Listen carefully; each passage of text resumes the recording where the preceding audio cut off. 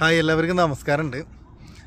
ഞാനിപ്പോൾ ബാംഗ്ലൂർ നേരത്തെ സൂചിപ്പിച്ചായിരുന്നു. ഞങ്ങളുടെ ട്രിപ്പിൻ്റെ ഭാഗമായിട്ട് ഇപ്പോൾ ഏലങ്ക BSFൻ്റെ ട്രെയിനിങ്ങിൻ്റെ ഭാഗമായിട്ടുള്ള സ്ഥലത്താണ്. അതായത് ഈ കാണുന്നതാണ് BSFൻ്റെ ട്രെയിനിങ് ഗ്രൗണ്ട്. ഇവിടെ ഒട്ടേറെ പരിശീലനങ്ങൾ നടക്കുന്നൊരു സ്ഥലമാണ്. ഇതിൻ്റെ തൊട്ടപ്പുറത്ത് തന്നെ ഇന്ത്യൻ എയർഫോഴ്സിൻ്റെ പരിശീലനങ്ങൾ നടന്നുകൊണ്ടിരിക്കുന്ന ഒരു സ്ഥലമാണ്. ഇപ്പോൾ രാത്രിയിലും അവിടെ എയർഫോഴ്സിൻ്റെ സംഭവങ്ങൾ നടക്കുന്നുണ്ട്. അതുകൊണ്ട് തന്നെ ഫ്ലൈറ്റ് പറക്കുന്നതിൻ്റെ മുഴക്കം ചിലപ്പോൾ നിങ്ങൾക്ക് കേൾക്കാൻ പറ്റുമെന്ന് വിചാരിക്കുന്നു. ട്രെയിനിങ് നടന്നുകൊണ്ടിരിക്കുകയാണ്. ഇന്ന് ഞങ്ങൾ KGF-ൽ പോയി. ആ KGF-ൽ പോയ ആ ഒരു അനുഭവം എന്ന് പറയുന്നത് തീർച്ചയായിട്ടും അതിവൈകാരികതയുടെ ഒരു അതിപ്രസരം എന്ന് പറയാം. കാരണം അതിൻ്റെ ഒരു ഹാങ് ഓവർ ഇതുവരെ തീർന്നിട്ടില്ല. കാരണം KGF-നെ കുറിച്ചുള്ള ചരിത്രം ഞാൻ ഒരുപാട് വായിച്ചിട്ടുണ്ടെങ്കിലും എനിക്ക് അവിടെ ഇത്രയും അടുത്തൊക്കെ കാണാൻ പറ്റുമെന്ന് എനിക്ക് ഒരിക്കലും വിചാരിച്ചില്ല. കാരണം 2001 എല്ലാവിധ മൈനിങ്ങുകളും നിർത്തി, എല്ലാ ഗോൾഡ് മൈനുകളും അവിടെ സെക്യൂരിറ്റി ഏർപ്പെടുത്തി, കാവൽ ഏർപ്പെടുത്തി പ്രൊട്ടക്റ്റ് ചെയ്തിരിക്കുന്നൊരു കണ്ടീഷനാണ്. അപ്പോൾ നമുക്ക് പോകുന്ന പല ആൾക്കാർക്കും കാണാൻ പറ്റുന്ന സിറ്റുവേഷൻ എന്ന് പറയുന്നത് അവിടെ ഒരു KGF ക്ലബ്ബുണ്ട്. അതുപോലെ തന്നെ ബ്രിട്ടീഷുകാർ പണിത ആ ഒരു സമയത്തെ ഒരു പഴയ പള്ളിയുണ്ട്. ഇതൊക്കെ 100 വർഷങ്ങൾക്ക് മുമ്പുള്ള സംഭവങ്ങളാണ്. 1.25 നൂറ്റാണ്ടായിട്ടുള്ള സംഭവങ്ങളാണ്. അതുകൊണ്ട് തന്നെ ഞങ്ങൾക്ക് ഈ പറയുന്ന KGF-ലെ ഗോൾഡ് മൈനുകളും അതിൻ്റെ ഗോൾഡ് മൈനിൻ്റെ എൻട്രൻസുകളും അതിൻ്റെ ഉൾഭാഗത്തേക്ക് ഇറങ്ങുന്ന ആ കാഴ്ചകളും കാര്യങ്ങളൊക്കെ കാണാൻ പറ്റുന്ന ജീവിതത്തിൽ ഒരിക്കലും വിചാരിച്ചതല്ല. തീർച്ചയായിട്ടും എൻ്റെ സുഹൃത്ത്, ഞാൻ മുമ്പ് സൂചിപ്പിച്ചിരുന്നു, ബിജോയ് എൻ്റെ സുഹൃത്താണ്, BSF-ലെ അംഗമാണ്. അപ്പോൾ ഡിഫൻസിൻ്റെ ആ ഒരു കാർഡ് കാണിച്ചുകൊണ്ടാണ് ഇന്ന് ഓരോ സ്ഥലങ്ങൾ KGF-ൽ ഞങ്ങൾക്ക് കാണാനായിട്ട് സാധിച്ചത്. അതോടൊപ്പം തന്നെ KGF-ൽ മൈനിങ്ങിൽ ജോലി ചെയ്തിരുന്ന, ഡെപ്തിലേക്ക് ഇറങ്ങി മൈനിങ്ങിൽ ജോലി ചെയ്തിരുന്ന മൂർത്തി എന്ന് പറയുന്ന ഒരു വ്യക്തിയെ KGF ക്ലബിൽ വെച്ചിട്ട് കണ്ടുമുട്ടാൻ സാധിച്ചു. 21 വർഷം മൈനിങ് ജോലികൾ ചെയ്തിരുന്ന ഒരു വ്യക്തിയാണ്. ഇത്തരം ആളുകളുടെയൊക്കെ അനുഭവ സമ്പത്തും അവരുടെ ആ ഒരു കാര്യങ്ങളൊക്കെ പങ്കുവയ്ക്കാൻ സാധിച്ചപ്പോൾ തികച്ചും ആ ഒരു കാലഘട്ടത്തിലേക്ക്, ഒരു ബ്രിട്ടീഷ് കാലഘട്ടം തൊട്ട് തന്നെ നമ്മൾ ചിന്തകൾ അങ്ങനെ ഒരു പിന്നോക്കം പോകാനായിട്ട്, ആ ഒരു കാലഘട്ടത്തിലേക്ക് മനസ്സ് തിരിച്ചു പോകാനായിട്ട് പറ്റിയിരുന്നു. അപ്പോൾ KGF ക്ലബിൽ ഞങ്ങൾ ചെന്ന് അവിടെ പെർമിഷൻ എടുത്തു. അതിൻ്റെ ഉള്ളിലൊക്കെ കയറിയപ്പോൾ അന്നത്തെ കാലത്ത് 100 വർഷം പഴക്കമുള്ള പിയാനോ ഒക്കെ ഉണ്ട്. ആ പിയാനോയിൽ വിരലമർത്തിയപ്പോൾ അത് ഇപ്പോഴും വർക്ക് ചെയ്യുന്നത് ആ ഒരു പ്രത്യേക അനുഭൂതിയായിരുന്നു. അതുപോലെ തന്നെ അവിടെ ജോലി ചെയ്തിരുന്ന ഈ KGF-ൻ്റെ ക്യാപ്റ്റന്മാർ, ഗോൾഡ് മൈൻസിൻ്റെ ക്യാപ്റ്റൻസ്, അതുപോലെ അവരുടെയൊക്കെ പേരുകളും വർഷങ്ങളും കാര്യങ്ങളൊക്കെ അവിടെ KGF ക്ലബിൽ കുത്തിവെച്ചിട്ടുണ്ട്.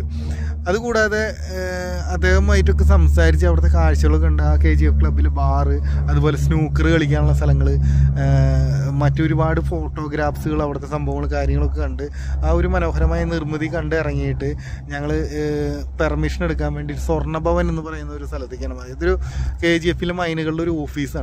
അങ്ങനെ ആ ഓഫീസിലെത്തിയിട്ട് അവിടുത്തെ സെക്യൂരിറ്റിയുടെ ചീഫിനെ കണ്ടിരുന്നു. അപ്പോൾ ആർമി റിട്ടയർഡ് ആയിട്ടുള്ള ഒരു വ്യക്തിയാണ്, മലയാളിയാണ്.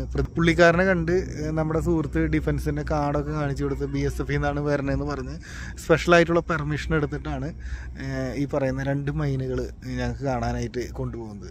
അതിൽ ഏറ്റവും തീവ്രമായിട്ടുള്ളൊരു സംഭവം എന്ന് പറയുന്നത് ക്യാപ്റ്റൻ റീഫ് എന്ന് പറഞ്ഞിട്ടുള്ള മൈനാണ്. ഇത് ലോകത്തിലെ തന്നെ ഏറ്റവും ഡെപ്തുള്ളൊരു മൈനായിരുന്നു, ഗോൾഡ് മൈനായിരുന്നു. ഇപ്പോൾ സൗത്ത് ആഫ്രിക്കയിലുള്ള ഗോൾഡ് മൈനാണ് ഏറ്റവും ഡെപ്തുള്ളത്. അപ്പോൾ ഒരു കാലഘട്ടം വരെ ഇതൊരു ഭയങ്കര പേര് കേട്ടിട്ടുള്ളൊരു വേൾഡ് ഫേമസ് ആയിട്ടുള്ള മൈനായിരുന്നു. ബ്രിട്ടീഷുകാർ ആണ് ഇത് കൊണ്ടുപോയത്. കുഴിച്ച് 3200 മീറ്ററോളം ഡെപ്തുള്ളൊരു മൈൻ, അതായത് 3.2 കിലോമീറ്റർ ഡെപ്താണ് ഇതിന് അവകാശപ്പെടുന്നത്, ഈ ക്യാപ്റ്റൻ റീഫ് എന്ന് പറയുന്ന ഈ സംഭവത്തിന്. അപ്പോൾ അവിടേക്ക് പോകുമ്പോൾ എന്ന് പറയുന്ന കാണുന്ന കാഴ്ച എന്ന് പറയുന്നത് ആ ഒരു കെട്ടിടവും ആ ഒരു സംഭവങ്ങളൊക്കെ തകർന്നടിഞ്ഞ് കിടക്കുകയാണ്. അപ്പോൾ ഞാൻ ആലോചിച്ചു, 100 വർഷങ്ങൾക്ക് മുമ്പ് ഒരുപാട് ജനത ഇവിടെ വന്ന് ജോലി ചെയ്യുന്ന ആ ഒരു രംഗങ്ങളും, പലരും ഈ മൈനിൽ മരണപ്പെട്ടിട്ടുണ്ടെന്നാണ് ഇവർ പറഞ്ഞത്. കാരണം ഈ ഇതിൽ ഇത്രയും ഡെപ്തിലേക്ക് പോകുമ്പോൾ ചെയ്തതിൻ്റെ അടിയിൽ വെള്ളം ഉണ്ടാവും. ആ വെള്ളം കണ്ടിന്യൂസ് ആയിട്ട് പമ്പ് ചെയ്ത് ഔട്ട് ചെയ്തുകൊണ്ടിരിക്കുന്നുണ്ടാവും. അതുപോലെ തന്നെ ഓക്സിജൻ കിട്ടാൻ വേണ്ടി ഇവിടുന്ന് കംപ്രസർ വെച്ച് താഴേക്ക് ഓക്സിജൻ പൈപ്പുകൾ വഴി എത്തിച്ചുകൊണ്ടിരിക്കുകയാണ്.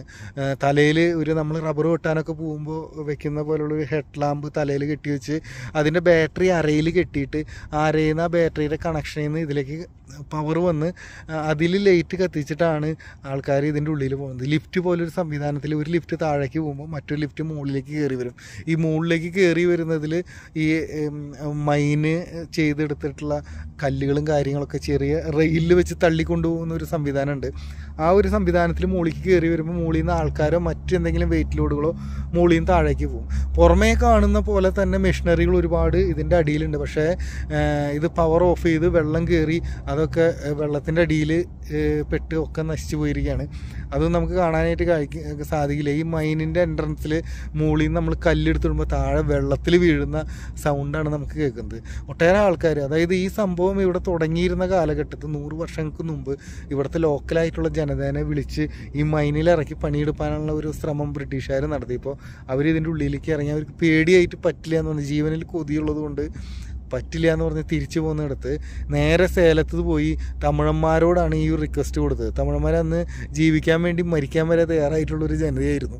അപ്പോൾ തമിഴന്മാരാണ് ധൈര്യസമേതം ഇതിൻ്റെ ഉള്ളിൽ വന്നിട്ട് ഈ സംഭവം ചെയ്തത്. അതുകൊണ്ട് തന്നെ തമിഴ് സെറ്റിൽമെൻറ്റുകളാണ് ഈ KGF ചുറ്റുമുള്ള 30 കിലോമീറ്ററോളം തമിഴ് സെറ്റിൽമെൻറ്റുകളാണ്. അപ്പോൾ അവരുടെ മക്കൾ, അവരുടെ മക്കളുടെ മക്കൾ, അങ്ങനെ 3ാമത്തെ തലമുറയാണ് ഇന്ന് ഉള്ളത്. ചിലവർ വെച്ചാൽ 3ാമത്തെ തലമുറ കഴിഞ്ഞ് 4ാമത്തെ തലമുറയായി.